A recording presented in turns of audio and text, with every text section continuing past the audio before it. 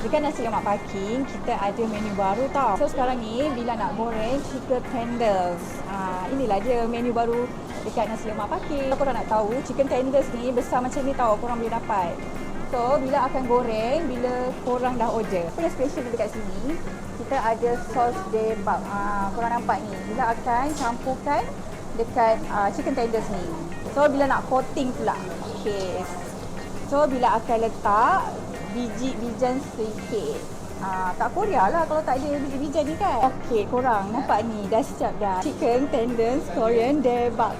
Kita ada nasi lemak basmati bakso bakar. Bila nak bakar, korang tengok bila bakar.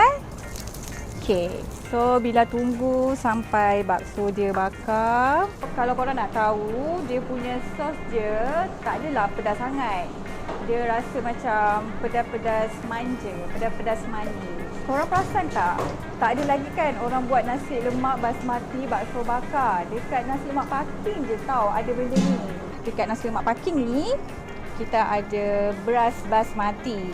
Letak kacang, ikan bilis. Ikan bilis ni rangup tau. Lepas tu bila bagi timun, bila akan bagi telur rebus sebiji, mesti kena ada sambal. Bila akan letak chicken tenders je. Plus bila akan letak keropok udang. Bila akan bagi 3 chicken tenders Korean debab.